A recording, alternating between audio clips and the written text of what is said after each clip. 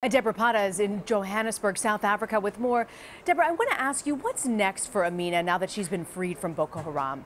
Well, the first thing today is that she was reunited with her mother. You can imagine that was an incredibly emotional reunion. She was taken back to Chibok village, and all the villagers came out to set their eyes on what is literally the first girl to be found since they were stolen over 2 years ago. And it was a pretty emotional reunion. Her mother suffered extreme trauma since she was kidnapped and in fact tried to kill herself shortly after.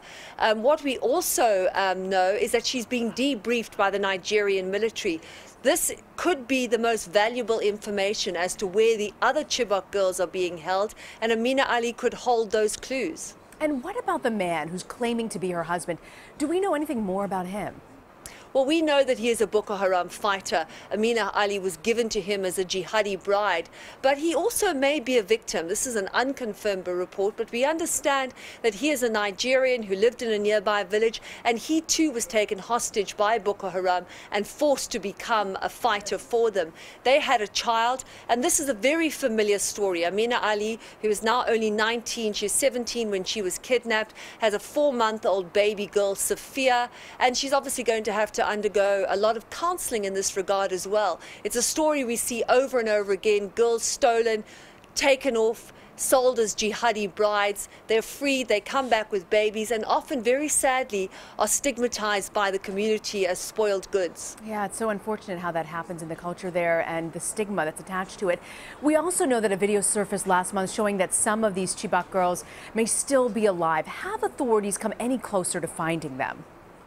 Yes, 2 years after these girls were stolen, that proof of life video emerged. And no, the government has not come any closer to finding them. The Nigerian military has not come any closer to find them. That video was an embarrassment because all it did was serve as a reminder of their failure to really resolve the situation in any way possible.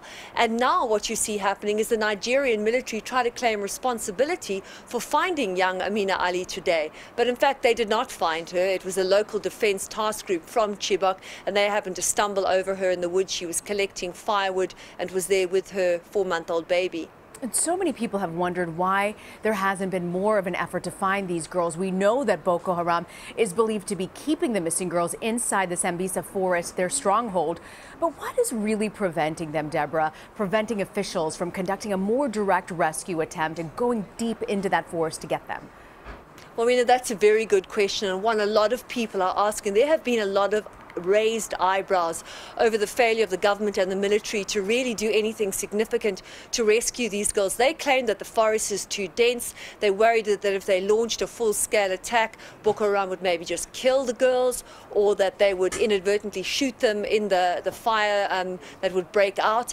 But at the same time, they really haven't done much to try and rescue them in any way at all. It's been over 2 years. When Goodluck Jonathan was president, it took him a year before he even went to Chibok to visit the families of the kidnapped girls. And the new president, Buhari, seems to be having his hands tied in this regard as well. He pledged in his campaign that he would find the Chibok girls. One girl in over 2 years. That's a poor show. One girl in over 2 years. It's so disheartening, Deborah. Our Debora Patta in Johannesburg, South Africa. Deborah, thank you so much.